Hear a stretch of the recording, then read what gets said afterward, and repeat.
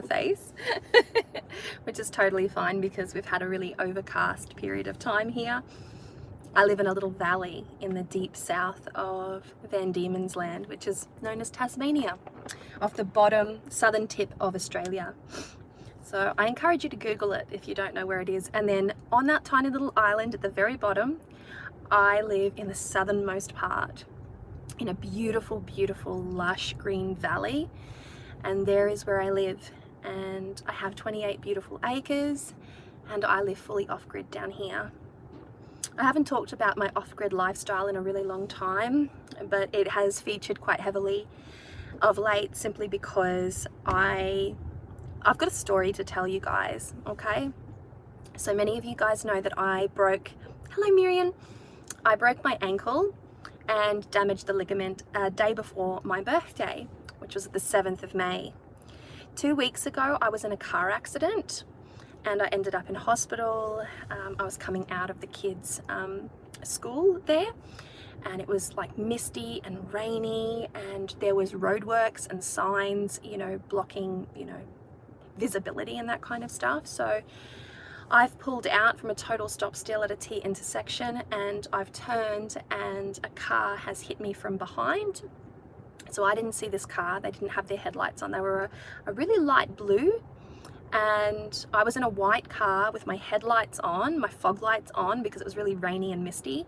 And I've pulled out and they've hit me the back passenger side wheel.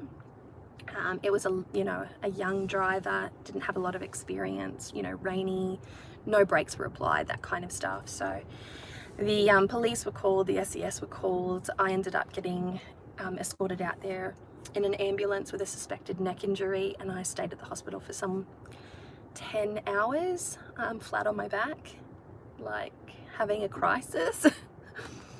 And you know, the kids they're all rattled at the moment. You know, today is the first day that I've got them for the full week, and they asked me who was going to pick them up from school, and I said, oh, I'll be picking you up from school. And they were all nervous about it. They don't have any faith in my driving now, so it's a bit of a bummer. But accidents happen. I've never been in a car accident before, you know, not as the driver. I have been sitting in the back of a car when somebody has hit us from behind at a roundabout, but that's as close to an accident. I've never been the driver in a car accident. I've just never had that experience. So this is a little experience for me, I suppose.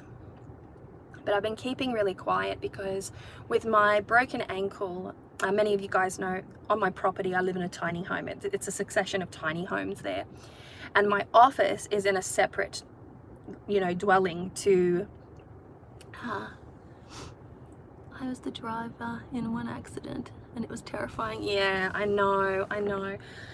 It's just, you know, I've always been a really competent, safe driver, and now I'm questioning my skills, and I don't know, it's really humbled me as well on the road. I guess you can get a little bit laxy-daisy on the roads from time to time.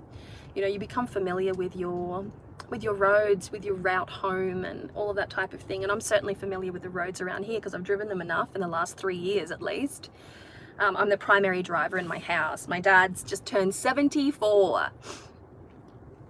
And thanks, Miriam.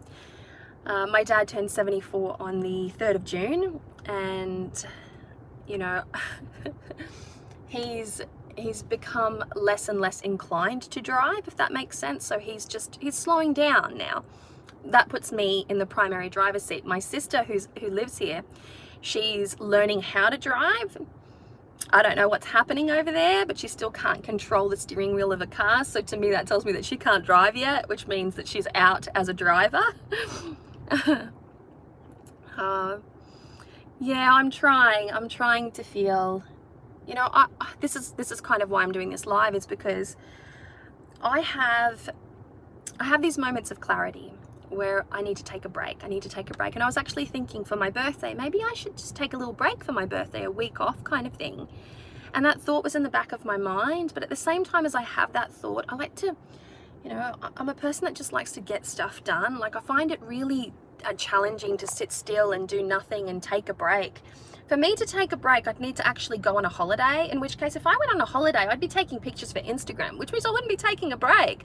I don't know, I just love to share, and I love to, you know, to interact with people online, and, you know, but I also like to have that quiet time, that time at home, that time to myself, that time to read, that time to do some journaling, to listen to some audiobooks, to do a bit of cleaning and tidying and all that sort of thing. So I feel like my gods were just, they have been pushing me and pushing me to have a break. I felt it in so many different ways, in these like little interruptions. Do you know when you go through successions of like, oh, why did that happen? Like little roadblocks, little interruptions, nothing major, nothing hectic. For like at one point it was my editing software. So I had these videos that I wanted to edit ahead of time, and my editing software decided that it was going to shit itself. And so I'm just like, I'll go and try it on my other computer. And then I battled through and battled through.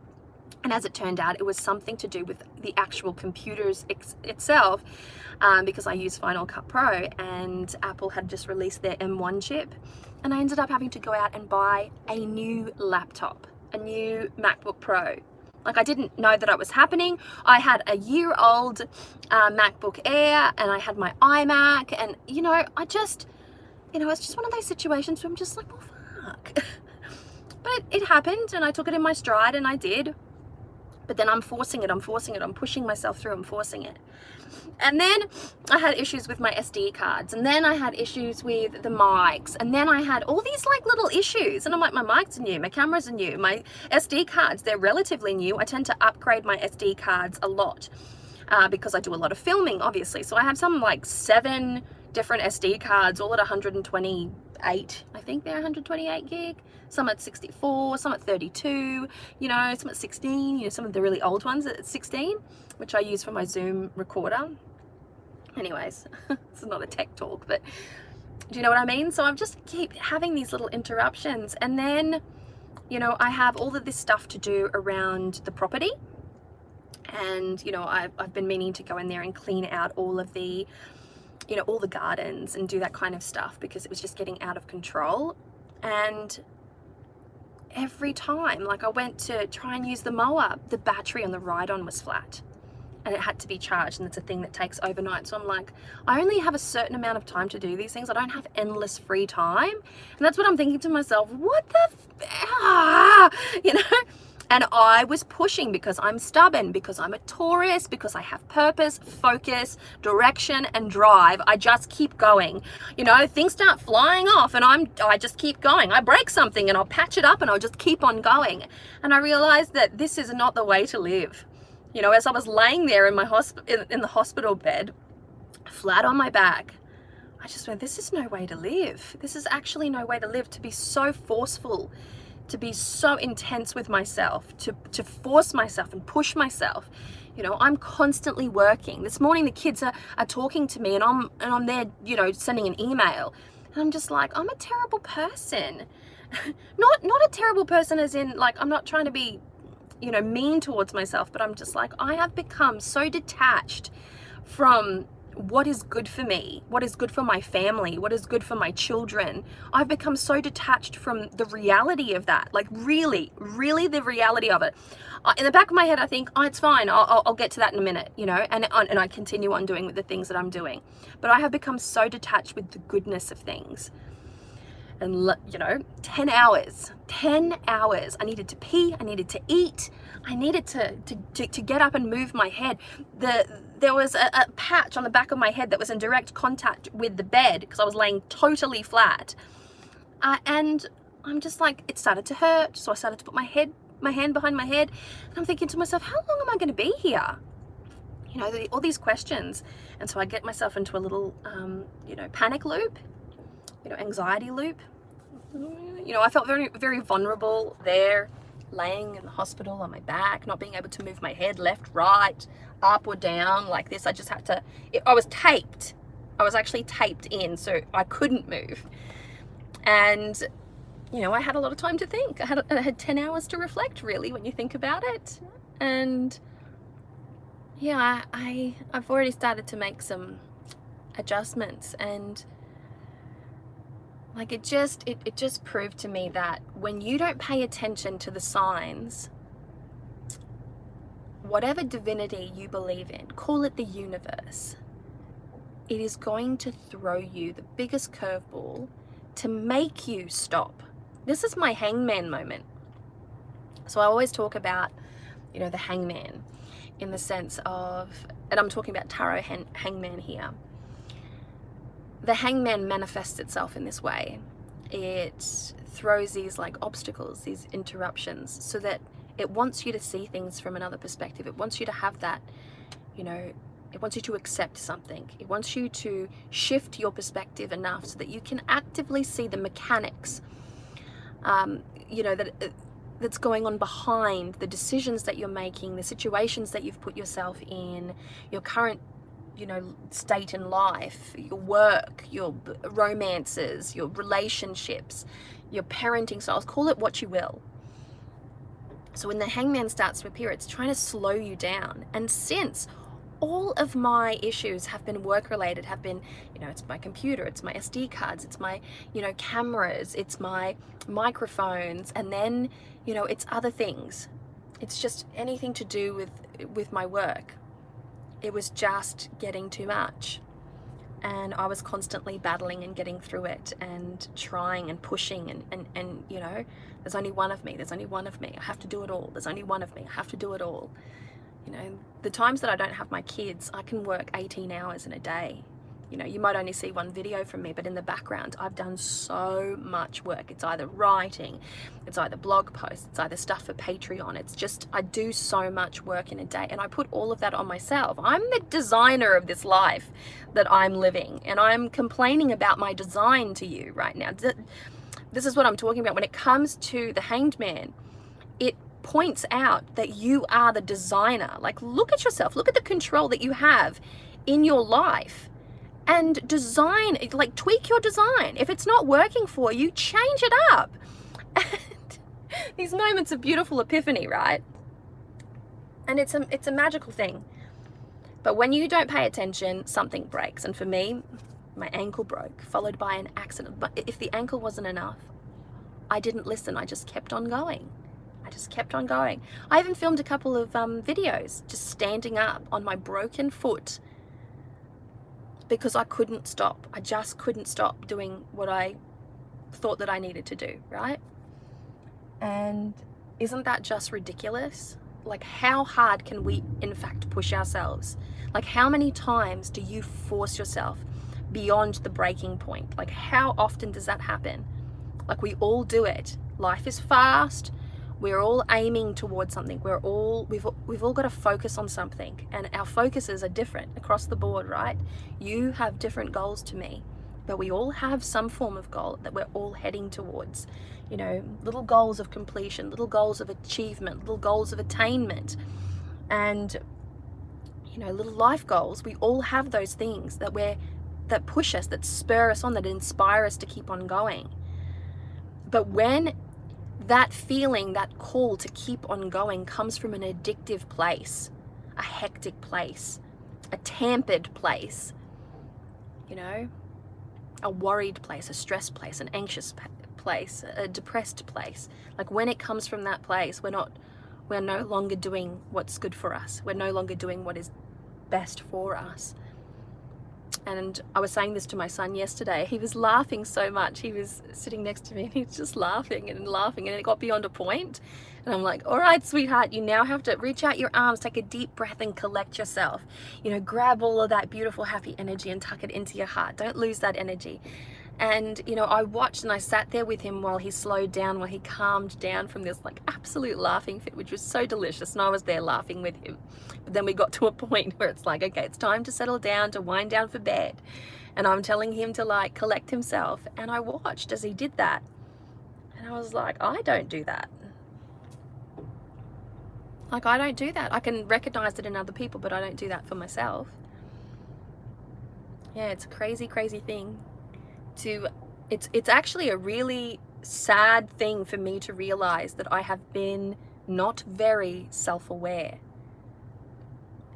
and that my Yes, my desire to achieve has given me some perspective that isn't exactly a reflection of what is good for me, or even what is authentic to me. You know, I'm a mother of 3. I have huge responsibilities. You know, outside of work, I have massive amounts of responsibilities. Most of us do. I'm not saying that I'm any different, but I am a single parent looking after 3 children, an aging father, a disabled sister, a 28-acre property, a puppy. I'm managing a divorce. I'm running a business, and I'm trying to live some kind of a balanced life. And I'm not achieving any of the things that I need to be achieving. I move too fast. I don't pay enough attention. You know, I let the details slip. These are things that I've noticed. And, you know, I've noticed the impact that that has had on my kids. I've noticed the impact that that has had on me, on my mental health, on my ability to rest, to really feel some kind of peace. You know, that satisfaction, that beautiful peace that you feel when you've had, you know, when you've done a really good day's work and you sit down and you reflect and you can actually see that you've done such an amazing day's work, whether it be, you know, some kind of house project or a little bit of gardening, or maybe you've tidied up, or maybe you've achieved something that doesn't necessarily reflect in your environment. When you have those days, it fills the cup. It fills your cup up so much. And it brings this beautiful sense of worthiness in to the equation, and it's such a necessary thing. But when we are creating in the headspace that I've personally been creating in, you know, hectic, got to achieve it, got to do it, got this to do, got that to do, got this, lists are piling up around me, so much to do. When that happens, I don't even have time to reflect on any of my achievements. I don't have any time at all to see what it is that I've created, to appreciate what it is that I have done. Hi, Candy. I don't have any of that time. And, you know, that's really, really sad, because we can't fill our cup. I can't fill my cup. I'm always running on empty these days, you know? But at the same time, I am the designer of my life. I'm in control of the things that I do. I'm in control of the things that I take up, the space that I take up, the commitments that I make. And, you know, I was talking to some, you know, to some other tarot professionals, people that are, you know, really, you know, amazing in the tarot world, authors. I'm not name dropping here because I'm not that person. But, you know, I was sharing the fact that I'm, you know, I have readings there that I need to do on my website, and I'm itching to do those readings. I love being in tarot space with clients. I love it. It makes me feel like a boss when I'm in that space. It gives me a unique confidence when I'm in that space. It's a beautiful thing. Like, you know, when you step into a space of, and I'm going to use the word here, mastery, not to toot my own horn, not to sort of big note myself, but we're all good at something, you know, and when you are good at something and you do that thing that you are good at, it feels boss. It feels good, you know, to be in that space. Like, that arena is something that I know I can throw those cards left, right, and center, and I can do it. You know, tarot is my thing. Tarot is the thing that I am very, very confident in. Tarot is my baby. Tarot is just everything to me. You know, professionally speaking, it is a definitive, you know, skill set that I have. And, you know, I love being in that space, but I can't walk up to my cottage because I have a broken ankle. So I can't sit and read for clients. So I was complaining, not complaining, but kind of voicing this concern, because if I'm late, I feel terrible. If I'm behind, I feel terrible. When I see the readings mounting up, it makes me anxious. And, you know, a beautiful, beautiful professional said to me, this is why we have these wait lists. This is why we have these periods of time. People think from the outside looking in, it might be unreasonable to think, oh, I have to wait 3 to 6 months to have a reading with so-and-so. But it is for this reason, because life still goes on and accidents do happen.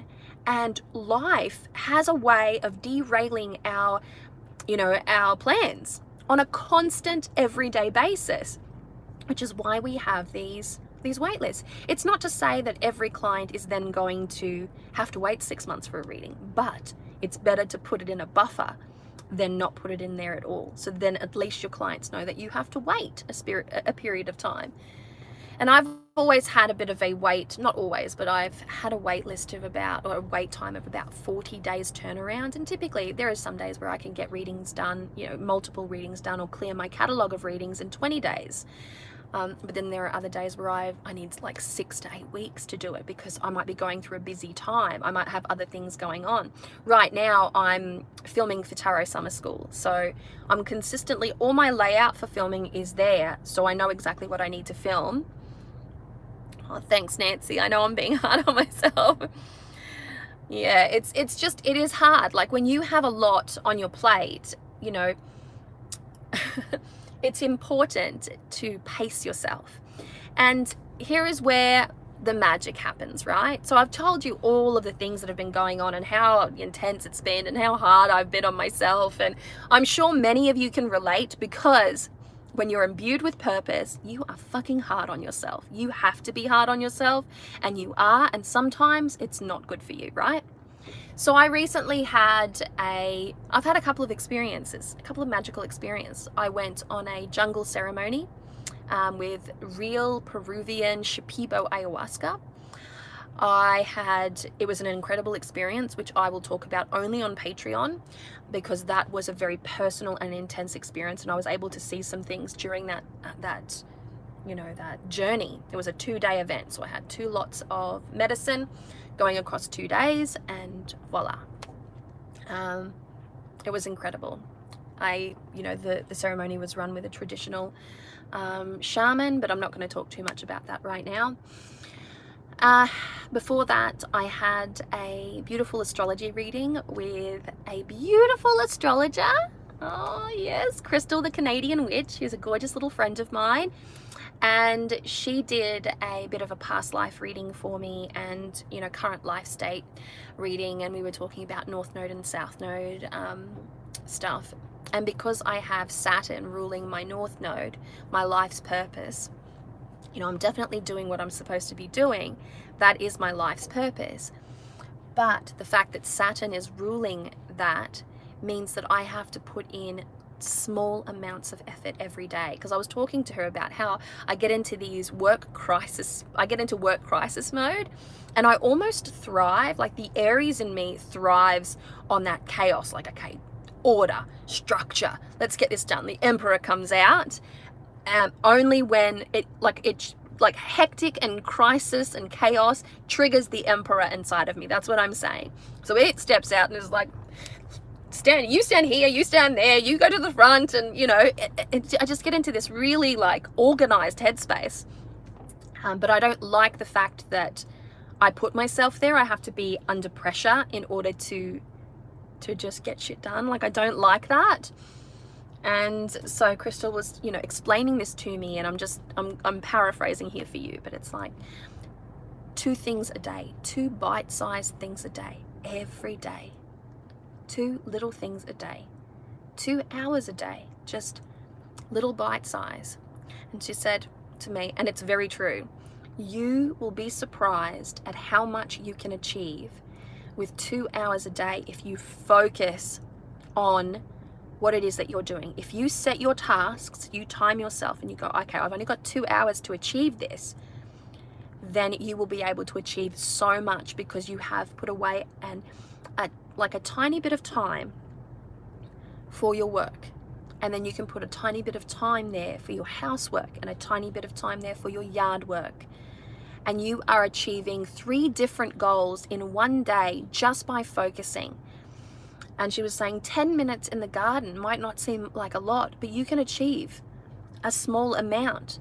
And a small amount achieved every single day will amount to a large amount, a significant amount. So it's little bite-sized pieces every day. And as soon as she said it to me, I'm just like, I felt like she gave me the formula for life, you know. So I'm like, you are absolutely right. So I started to take that advice on board and plan out my days. And I was starting to see a difference. Mind you, this was just such a short time ago. And then all of this other crap happened. because it's very easy for me to slip. I'm like an addict. I slip, and then I go into this, you know, current state of existence. And as I was laying there in the hospital, I tell you what, I had this moment. I feel you.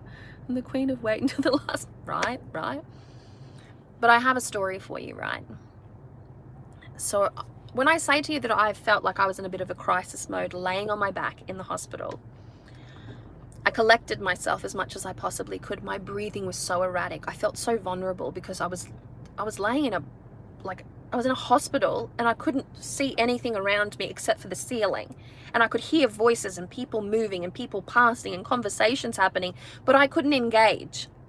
You know, occasionally a medical professional would lean in and look at me, and I would be like thriving for that eye contact. I'm like, you're real, you're human, give me your eyes. And they were very, very good. But I was laying there and I'm like, I feel like my guides, and excuse me, I'm going to use some foul language. If you have children in the room, ask them to leave or put some headphones on. So I'm laying there and I'm thinking, my guides are totally fucking me over. My roads are closing. My roads are closed right now. Like, and you know what that means in magical terms. I'm using magical terminology here. Like, this is absolute fucking bullshit. And I'm laying there and I'm like, I said, I'm a good person. You know, I pay my dues. I donate. I participate in charities. I help people. Like, I'm good to my children. I provide. You know, I'm a good person. And I'm thinking, I'm a good person. And do you know what came back to me? You're a good person to everyone except to yourself. So basically, I walk all over myself, which was just such a reality shift for me, going, oh, fuck. And I'm sitting there and I'm thinking this, and I'm just like, the words echoed back to me, so I know they weren't my own. I'm like, right. Okay, I see it. And I'm sitting there and I'm like, I feel like right now in my life, I'm in that juncture in my life where I need proof of God, you know, proof of the divine. I'm starting to lose faith. For me to be here, laying flat on my back, and at the time I didn't have all the clarity that I do right now. I'm like, I feel like I'm having a bit of a crisis here, and I have since my music. Oh, darling. Yeah, I feel you. And so I'm laying there, I'm like, I need proof of divinity. I need to feel my guides. Have my guides abandoned me? Why has this happened to me? Like, you know, you ask yourself these things. When bad things happen, why is this happening to me? That's the logical question to ask. What have I done to either deserve this or to put myself in this position? What have I done? And like, I just need proof of divinity. Like, have I been abandoned by my guides? Have my ancestors abandoned me? Thought about that the moment you said your husband and never got. Yeah. And so as I'm laying there, I'm like, if you're with me, you know, you can call it like your spirit allies. If you're with me, if you exist still in my life, if you exist still in my reality, not if you exist, because I don't doubt that spirits exist. And I've never had that doubt, okay? I've never in my life had that doubt, but I'm like, if you're still with me, let me know. And then I'm laying there going, oh my God, I put it out there. I put the pressure out there. What if nothing comes back? Then I'm going to be faced with the reality that my ancestors have fucking abandoned me. And so I start to get into that headspace and I'm like, oh my God, my ancestors have abandoned me. Like, that's what happened. And I'm crying. And I'm going, why has this happened to me? I'm in crisis. I think back on it now, and it is actually like, that would have been comical had it have been filmed, because I'm laying there and I'm like, well, how is a sign going to come to me? And signs will come to you. Doesn't matter where you are. Signs will come to you. But in my head, I'm like, I'm in a controlled, like, clinical environment with controlled clinical people, with sick people, with spirits, with death, with healing, with disease. I'm in this environment. I'm like, how? Like, you know, and I was questioning the hows and the whys because, you know, I was spiraling. logically speaking, I know exactly how it would happen. If I'm telling somebody else and they're like, how would this happen? I could explain how it would happen no matter where you are. But in the moment, me living that experience, I'm just like, where am I going to find this? What's the sign? And then I start to relax. Okay, I'm like, you have to fucking relax. So I'm breathing and I'm inhaling and I'm breathing and I'm trying to control my breath and I'm trying to control my, my panic. I'm trying to control all of it. Fully broken before you can be lifted, right? Right, Jennifer? You do. Like, you have to reach that breaking point. You have to reach that crisis point. Call it the dark night of the soul kind of thing. But I feel like I've been having a lot of dark nights of the soul lately. But I'm laying there and, things start to get my attention. And then I'm hyper-focusing because I'm looking for it. Like, don't look for it. When you ask for a sign, don't look for it. You cast that intention out and you wait for it to come back. And by the time I'd calmed myself and by the time I'd forgotten that I'd even asked that, because again, heightened crisis mindset there, by the time all of that happened, I was just kept on being pushed into different locations. I was in a hallway for a while before they'd found me a room, and all of it was happening. And I've come around a corner, and the paramedic that was pushing me, he stayed with me for a really long time. He was a lovely guy named Harry, a really sweet soul. And he pushed me around the corner, and then another paramedic was sort of waiting, and he's like, oh, Harry, I meant to tell you about this wicked bungee climb swing thing called the pendulum. I wrote about this on Patreon, so if you're on my Patreon, you would know this story. He's like, oh, I've never seen, and this paramedic's like, I've never seen anything so intense. It was like a have trust in God kind of jump or climb or something like that. He was talking about it, and I was like, pendulum. There's a word that is totally out of place in my surroundings. A pendulum. I couldn't myself, and I don't have a very good knowledge on, modern medicine, but pendulum in a hospital hallway, wicked climb, kind of the way that he articulated this climb. He's like, I saw it on Facebook. I'll send it to you. And I just had that moment, and I'm like, pendulum. That could be it. That could be my sign. And then the night went off, and I ended up, my ex-husband was like, I can pick you up from the hospital if you need. And I'm like, I'm going to be here forever. The road access, I have to go over a really windy kind of saddle, and it's very, it's up high, kind of through the mountains. And the road had iced over by about 10 o'clock. And so I said, don't risk it, because I don't want you to get the kids up and out of bed. I don't want them to be up at that time. So I downloaded the Uber app. Yes, I didn't have the Uber app, but I live in the country, folks, so I don't need Uber here. So I downloaded the Uber app. I Googled how to use it, and then I organized a hotel close to the hospital. So I went for the hotel in the city, and I chose something that had 24-hour checkout and late night. So they were running a special on the Hotel Grand Chancellor, so it's a nice enough hotel.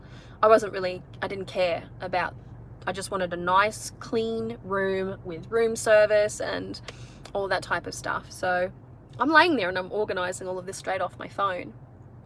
And then, I've been discharged from the hospital, had a great conversation with the doctor. He told me that I'm gonna be a bit sore, that I've got whiplash, and that I'd have to be very gentle with my neck. And he's like, go easy on your broken ankle, because it took a little bit of a hit as well, and might have reversed a little bit of the healing. He's like, it didn't re-break or anything like that, but those types of impacts moves everything. You do get more of a jolt than you realize. And I was like, okay. So I've called my Uber, had a great conversation with the security guard at the front door of the hospital, and he was kind enough to speak to my Uber driver so that he could find exactly where I was, because there's many layers and many entry points. to the hospital, and he was this beautiful Indian security guard speaking to my beautiful Indian Uber driver so they could speak the same language, and they just went for it. Next minute the Uber driver's there, so I'm like, oh, thank you so much. I was like, that's so nice, that was amazing, thank you so much for your help. And I've jumped in the car and all of that kind of stuff, got dropped there. I get to the hotel at 11 o'clock. Yep, I've walked up to the counter and, you know, she's like, oh my gosh, are you okay? Because I looked really disheveled, and I'm like, I've just been in a car accident, I've just been released from the hospital, I can't go home because the roads have iced over, so I'm staying the night. She's like, oh my God, I'm so sorry. She puts me in room 1111 on the 11th floor with a checkout time of 11. Yes, you heard, 11, 11, 11, 11. Do you see what I'm saying? I was like, signs from God kind of thing. And I go up there and I, you know, organize myself, and I organize my room service, and I'm trying to relax, and, you know, I'm watching a movie or something like that just to try and like shift my perspective. Yeah, Stacey, 11s. And I finally got myself calm. I watched, you know, some crazy movie. 11, yes, right. 11 o'clock, 11 room on the 11th floor, 11 o'clock checkout. I was just like, that's a lot of 11s. You know, I've mellowed out. I've made myself feel really comfortable. I slept beautifully after watching, I think, the new Craft movie, which I hadn't seen. And the next day, my ex-husband came with the kids, and they were so sweet to me, and they bought me a change of clothes, they bought me my toothbrush, you know, things to help me out. And I was like, all right, yeah, I'm good to go. And I finally get home, I'm dropped off home, and, you know, my youngest daughter wanted to stay with me, whereas it was already time for the kids to be handed over to their dad, but Serenity, my youngest, she wanted to stay with me, and so she stayed. And, you know, we're sitting there having a little snack at the table, and my father's in there leaning against the kitchen bench, and I look up on my pantry door in my tiny home, and there's the pendulum. And I was like, oh, that's right, the pendulum. So I jump on my phone and I go to Google the pendulum, and this might seem like a minor sign to you. Guess where in the world the pendulum is located? It's located in Brazil. I was asking for a sign from my ancestors. I got the pendulum jump, which is in Brazil, which is exactly the home of my ancestors. And I'm like, you have got to be fucking kidding me. And then I told my dad the story, and he's like, well, you know, you asked. You asked. And I told my sister the story. She was like, well, you fucking asked. So it was one of those situations, and I'm like, oh, so I'm not alone. I'm just really shit at managing my life. That's what happens. So, you know, I was flooded with these beautiful confirmations, these beautiful signs. You know, I was just flooded with, you know, confirmations that I'm not alone. Like, lean on me. Just lean on me. And I dropped everything. I went, if they want me to relax, that's exactly what I'm going to do. So I downloaded books, and I lay down on my bed with my foot up, and I sat there with my daughter. My daughter went the next day, and I was still reading books, and I was just doing art and journaling, and my sister did my laundry for me. My father dried my laundry for me. You know, Matt, my ex-husband, organized a person to come and do the gardens for me. And suddenly everything is happening. All the things that I needed to do were all being covered, were all happening. My father went grocery shopping for me, and so did my sister, and they were just, anything that I needed, somebody was helping me with that, to the point where I'm just like, oh, I actually didn't need to, like, you know what I mean? Like, it's so humbling. It actually makes me a little bit teary, because I didn't have to push myself so hard. I had all of these people offering, well, why don't you just ask for help? Why don't you just reach out and ask for help? And I'm like, how dare you ask for help? I'm a strong, independent woman.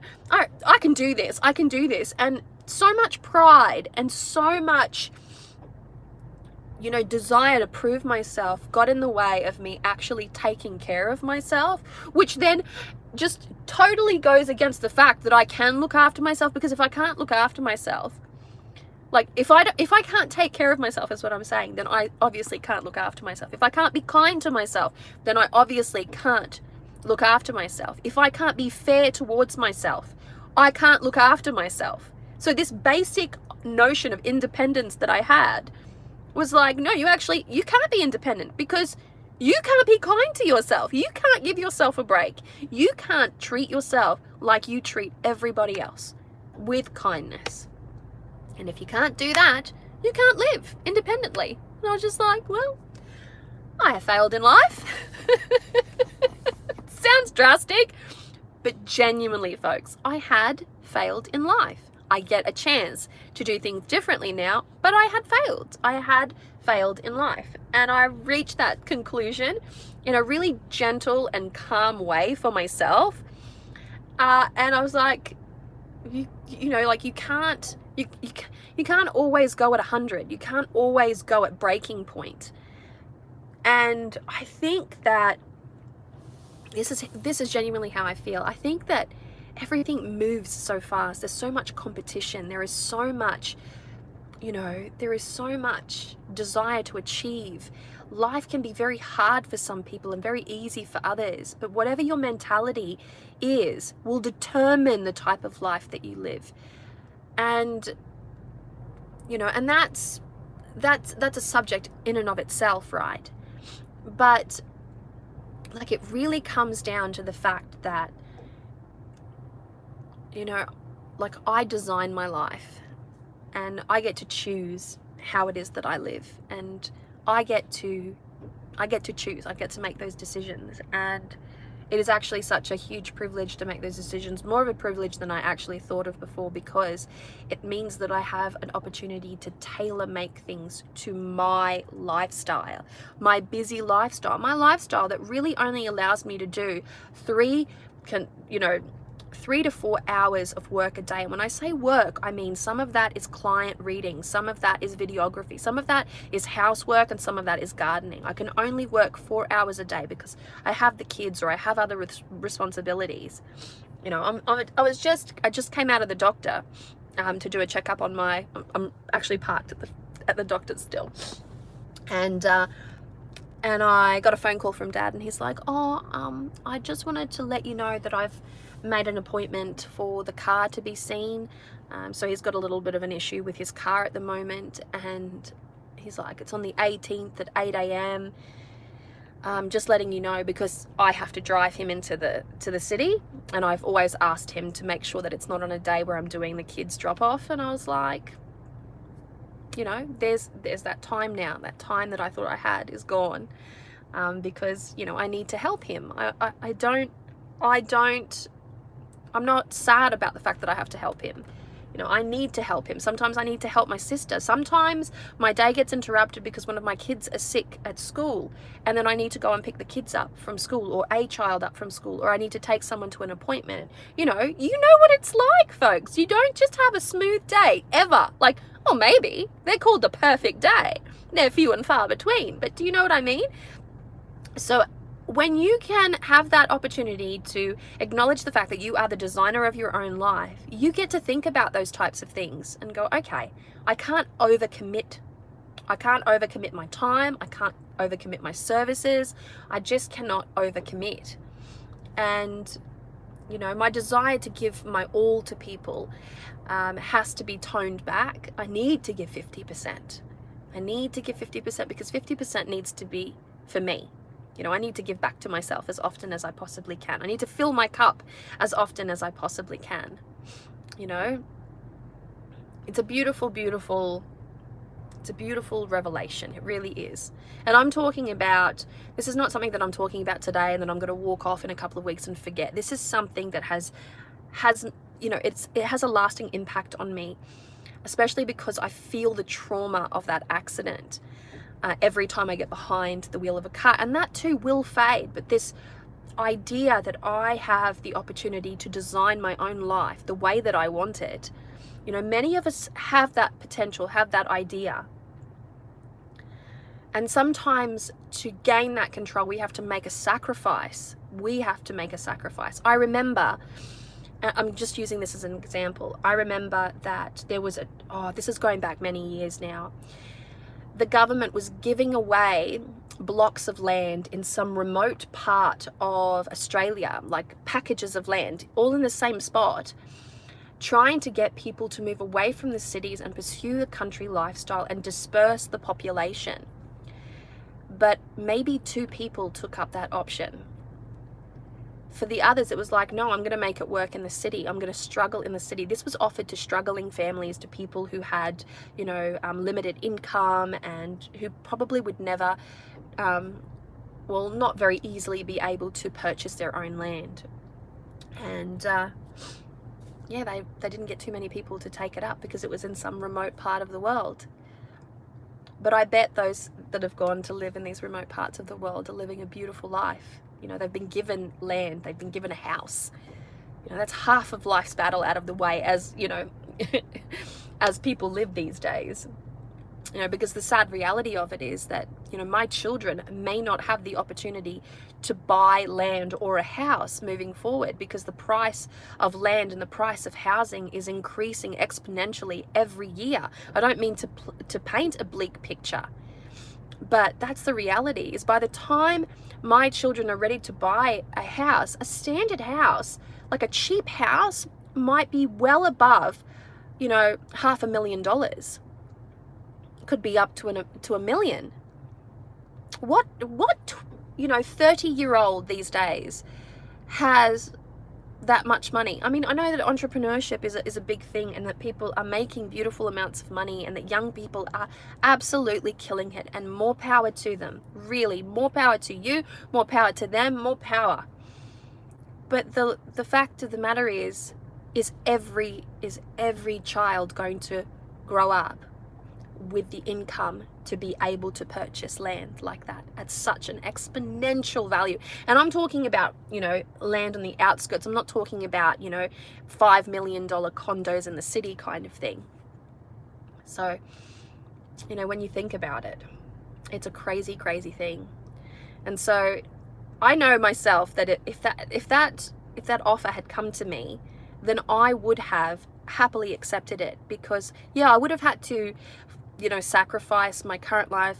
I would have had to sacrifice any kind of connections that I had, friendships, support systems, and that type of stuff in pursuit of a new life for myself. I would have had to do that, but I would have also been prepared to do that, because I realized that I don't actually worry about sacrifice in the same way that others do. Yeah, sacrifice is hard to make, but I've had to do so much of it in my life. I've had to sacrifice so much in my life, you know, from a young age. You know, we all have a life story, folks, and I've never shared mine with you, but I had a hard. I grew up in a ghetto, in a third world ghetto. So that was the start of my life. I grew up in a ghetto where people would shoot themselves and drugs were being sold, and I grew up in a ghetto. I've never said that here. I grew up at the foot of Favela Jorge Turque in Rio de Janeiro. Yeah. All my friends were ghetto kids, you know. It wasn't an uncommon thing to have shootouts in your neighborhood. It just wasn't. You hear gunfire all night long. You just hear it. It becomes part of the atmosphere, the ambiance. Most kids can actually tell you what type of weapon is being fired, because they're just so accustomed to hearing it. So I've made a lot of sacrifices.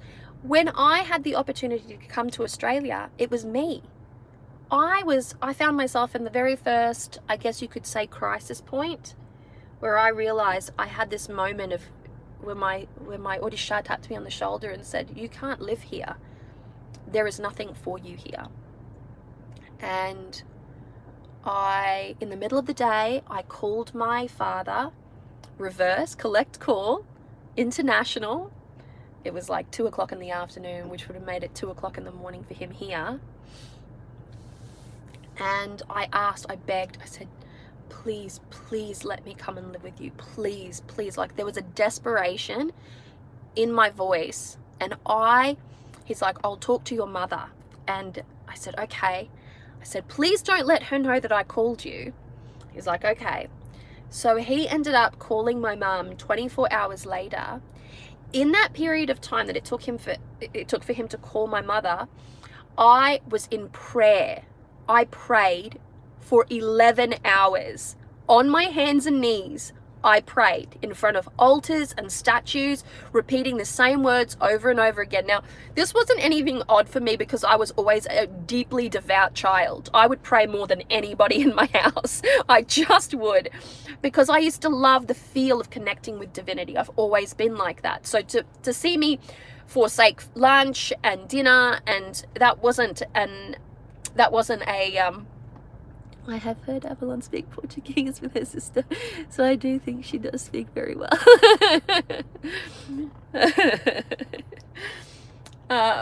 Yeah. So I'm in there and I'm praying, and my mother said yes. So I came to Australia at age 15. I left everything that I knew behind, all of my ancestors, all of my religion, all of my family, all of my friends. Like, I made a massive sacrifice to pursue a better life for myself. And in many ways, it has led me into such an incredible existence. But now I feel like I'm quite fucking it up.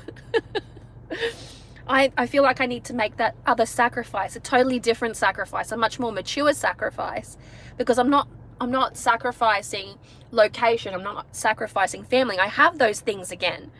I have family. I have support systems. I have friends and all of that beautiful stuff. I have beautiful children of my own. I have to make different kinds of sacrifices now. And, you know, and they're so much harder. It's not hard to sacrifice things and people, really, when you think about it. It's not as hard as trying to break a cycle, a psychological cycle, an emotional cycle, these things that have been looping inside of you, part of your inner monologue for years and years and years and years and years. Like, it's like breaking some of the hardest habits you have ever made. And sometimes it's subconscious. So you have to dig deep for that. You have to shadow work for that. And that is hard sacrifice to make. You know, when you reach those, you know, points of clarity within your shadow work to either integrate or to break apart, you know, that's hard. That's a very difficult thing to do, because we're talking about behaviors and thought processes, things that are inherent to who we are. You know, you can go anywhere in this world making all sorts of external sacrifices, but what exists inside you, inside your temple, as part of your rhythm, as a part of your narrative, as a part of your mindset, these are the hardest things to break. And so I have to make these sacrifices in a totally different way, and, you know, without judgment. And if you're anything like me, I preempt the judgments of others. I'm like, if I do that, I will be judged. People will think this. And, you know, and it's actually quite true. Like, what people think of you is none of your damn business. You know, you have to be okay with who you are. You have to be okay with yourself. You have to be okay with what it is that you say, with what it is that you do, and you have to be, you know, you have to be resolute in that, in your authenticity. Be really strong, really powerful, really resolute in your authenticity. It's so important. It's so important to have that. You know, it's not confidence. It goes beyond confidence. It's so very, very important. And when you have that, the world reshapes itself around you. It naturally does. You know, if you don't bend, you inspire others to bend around you. And when you bend, you inspire others to stay as they are. And that was a little wisdom that came from a journey, by the way, which serves me really well today. So, yeah, a lot of stuff happening, folks. In my journey, I saw myself as a writer. Now, I'm dyslexic, folks, so I've always loved the idea of writing, but I've always been quite apprehensive about it. And I still write blog posts and that for Patreon, because my crew over there, they're like family to me. They understand that I'm dyslexic. They understand that I'm busy. They just understand me. And it's a beautiful thing to have this community of people that just naturally understands you. But because I haven't been filming, because I haven't really, you know, I can't right now. I can't really film right now. I feel sensitive and delicate, and I'm healing. I can't do readings right now in this headspace. I can't. I've never been the type of person that does a tarot reading for a client under, you know, the use of any kind of pain medication or drugs or alcohol or mind-altering substances. I've never done a tarot reading when I felt anxious, sad, upset, when my mind was in a turbulent headspace. And right now I'm deep in this like healing that I'm doing, so I cannot give to my clients what they need right now.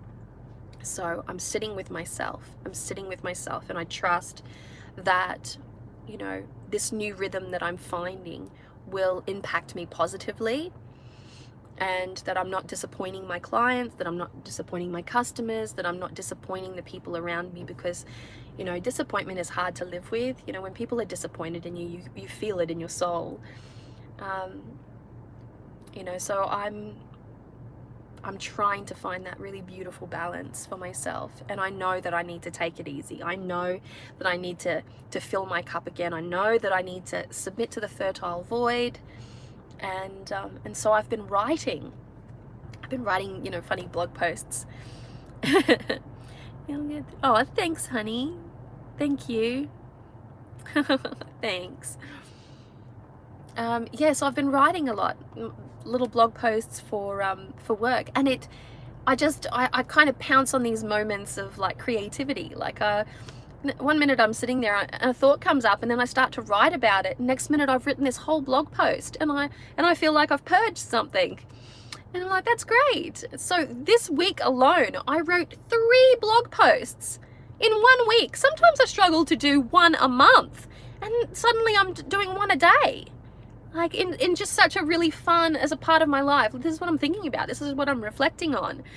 You know, this is the situation that I'm in. I have started reading Rana George's Essential Lenormand, and I've had this book forever. As soon as that book came out, I have had it. I have had the Kindle version. And suddenly Lenormand just decided to grab my attention, much like astrology decided to grab my attention some months ago. But I've been reading about Lenormand and working with a Lenormand deck every day, trying to teach myself something new, trying to fill my cup in a different way, you know, because I feel like I need to learn always. I need to be in this learning journey all the time.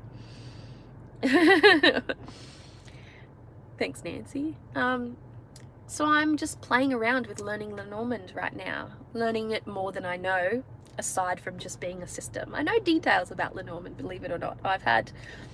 You know, I have quite a few Lenormand decks for someone who actually doesn't read Lenormand, and occasionally I come full circle and I'm like, oh, maybe I'll just lay out some Lenormand cards and then play around with it that way. But now I'm actually studying Lenormand for the first time properly, and I'm 10% into my book, according to Kindle, which is lovely. And this is something that I'm doing for myself and nobody else. I'm just doing this for myself so I can learn something new, so that I can fill my cup in a different way. Rather than filling my cup by achieving work goals and doing things, I'm filling my cup by learning. And I've always been the type of person that needs to be learning all of the time. I need to learn something every day. I need to learn something always, you know? And, you know, I was reminded of the time that I taught myself how to fire dance, because I wanted to learn something creative and expressive and, you know, something tribal and primal. And suddenly somebody introduced me to fire dancing, and next minute I've got, you know, fire staves and double staves and poi and LED poi and fluffy poi, and, you know, and I got quite good. And it was so much fun. It was a really great way to express myself. And that was a good 6 to 7 years of my life, just playing around with poi, keeping me fit. I remember after I had my first daughter, I gave myself tendonitis in my arm because I overdid it, like practicing my poi moves. That's right, mental stimulation. You are absolutely right. So I remembered that, like it came up for me quite, you know, quite big. And I realized, I'm like, it's been such a long time since I have connected with that, you know, that passion for something. You know, I have passions. I love to play around with all the things that I'm passionate about. I'm passionate about reading, I'm passionate about journaling, I'm passionate about tarot. But I'm talking about a passion that I haven't had for such a long time. Like, I love to discover new passions. And so I thought, Lenormand really integrates itself well with my cartomancy obsession. And it's such a different, much more straightforward, much more robust kind of style, like simple and folky and like everything that I love, you know. That's why I'm a folk magical practitioner. That's why the majority of my magical practice is like straight up hardcore folk magic, like old school folk magic. Some of it's gritty, some of it's dirty, some of it's gross, you know, but I love that. I love the realness of that. It's very, very pentacles, very earth to me. You know, very Queen of Pentacles, like dirt under your fingernails, achieving, doing, making, creating, and really like digging your fingers into the earth. Like, I love that feeling. And yeah, it's a beautiful, beautiful thing. Just seeing this act of affection amongst two couples, a couple that just pulled up. I'm like, I love it. I love seeing people canoodle and give each other love. I just love it. I think it's beautiful. Oh, look, she looked back and she waved. Oh, that was so sweet. Oh, living vicariously through you. Anyway, all right, well, I think I've captured your attention for enough time. This has been a massive chat. Wow, I've been on here for an hour talking to you guys. Thank you so much for, you know, sitting here with me and holding space for me as I tell you my harrowing story. What a topsy-turvy conversation this has been, has it not? Wow, just wow. So before I leave, I will say to you that I will be doing road openers. I'll be doing massive cleanses. My family at home think that I've been hexed. Friends around here think that I've been hexed, actually. You know, to have a broken ankle at the same time that I get into a car accident seems like a double whammy. And I'm like, I'm less inclined to believe that I've been hexed and more inclined to believe that I might have actually hexed myself. So I'll be doing some road openers, and I'll be doing a little cleansing, and I'll be doing some prep on my land to really lock down that castle vibe, you know, that sanctuary. And I've got a lot of work that I'm planning on doing in that way, but I'm pacing myself as I deliver that. So I've started to think about, you know, because I do live off grid. I do live off grid in a tiny home on a big property. You know, that's appealing to some people. So maybe I'll do a few videos for YouTube when I'm inspired to do so. A few vlog style videos, you know, of the things that I do around my property, the magical things that I do around my property, to really keep it like locked down and you know, feeling good. It's a side of my practice that I don't personally believe that I've ever shared, and it's a big part of my practice because I live in such a way. Like, I live closer to nature now than I ever have before, you know, which is in itself a really beautiful, beautiful thing. I moved to southern Tasmania specifically to pursue a more magical, more connected kind of life, you know, and I have something down here that I've never had anywhere else. You know, I have an ancestor that's technically buried, you could say, ashes scattered on the property. So this is the place where I have an ancestor buried. This is a place where my father lives, where my sister lives, a place where I've had more family since, you know, since ever before here in Australia personally, you know. And you know, I have my children here. There's like a legacy and a lineage aspect happening here. So I know that this block of land is a place that I'll have for all of my life, and I hope that it remains a legacy item for my children, that they never sell it, because I do believe that, you know, 28 acres is going to be hard to find in 10, 20, 30 years time, 50 years time. You know, as the population increases, so too does the demand for housing and all of that type of beautiful stuff. So I think I've created something very, very special, or I have the potential to create something very special. I also want to learn a few little survival things. I feel that while my dad's there, while my sister's there, it's all fine. I have like emergency support, but I also want like I want dogs. You know, I have a puppy, but I want dogs to train, to treat with respect, but to guard the property. I want to learn archery. I have the space and I want to learn archery. I want to grow food on my property, which I don't at the moment. Well, I kind of grow garlic and I have some potatoes there, but you know, and I have grapes. But I really want to grow food that my children love to eat. So I want to grow broccoli, I want to grow carrot, I want to grow potato, I want to be able to grow corn if I can. You know, there's some achievements that I want to make. And, you know, when I look forward to these types of things, it makes me a little bit happier now, you know. I don't have a time frame set for any of that, but it's just the things that I want to do, the little goals that I have for myself. They're not work-related goals. They're just goals for myself, for my life, for my family, for my children. You know, they're goals. And it's such a different way of thinking than I had in the past. I have some work goals, folks. I do. I have some work goals. Little things working around in the background. I might have the bones of the bone stone up for sale soon. Might be listing the bone stone in the later half of the year, the remaining decks. Might be doing a second edition of the bone stone in 18 months time.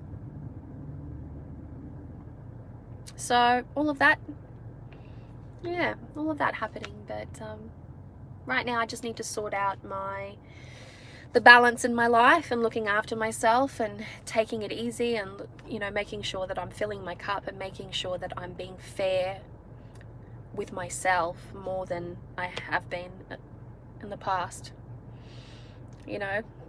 So I hope that wherever you are in this world, if you watch this, if you're watching it now, if you've tuned in now, or if you know, maybe watching this later on, it's so important to be kind to yourself. It really is. To be kind without judgment, without preempting the judgments of others. It's so important to fill your cup. We hear this all the time. But if you don't do this, eventually you will end up with a broken ankle in a car accident. In the hospital. That's just my story. That's just my example. I mean, imagine how many ways that can actually happen. Imagine how many ways that can happen.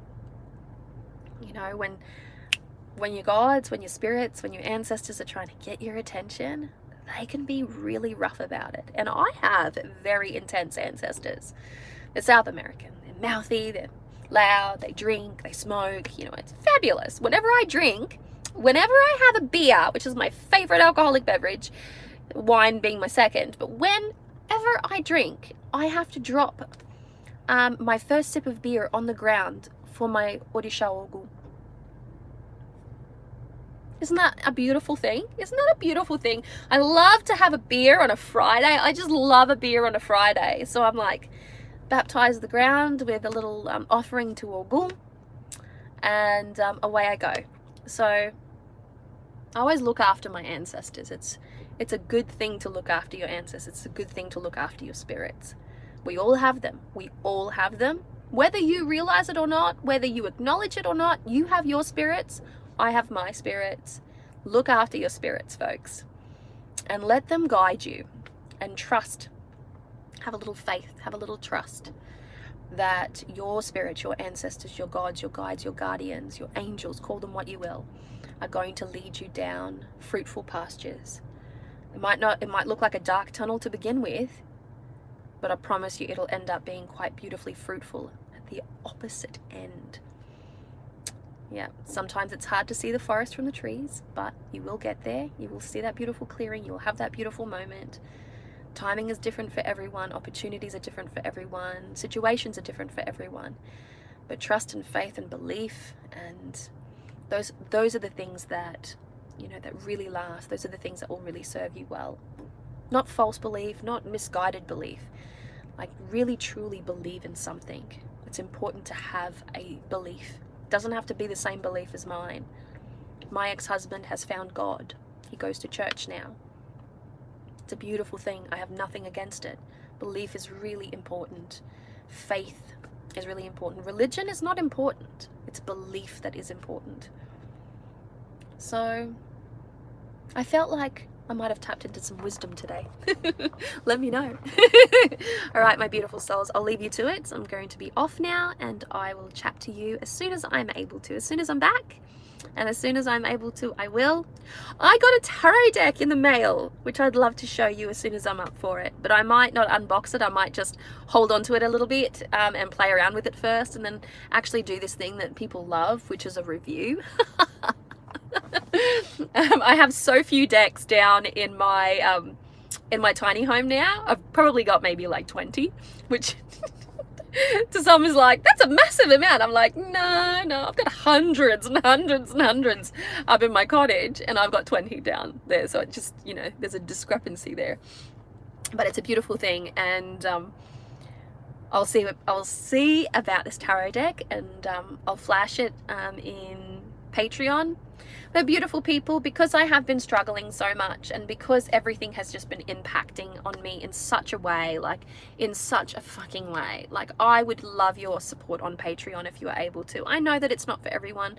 I know that you might not be able to support me in that way on Patreon. I understand that, but if you are and you would like to support me on Patreon, I would love to have you there, and I would appreciate any support that you could lend me at this moment in time, because asking for help sometimes is, you know, necessary, and this is my way of asking for your help if you are able to, and hopefully then I can pay it forward and help somebody else as well. So my beautiful souls, thank you so much. I will chat to you again soon, and yeah, look after yourselves, be kind. See ya.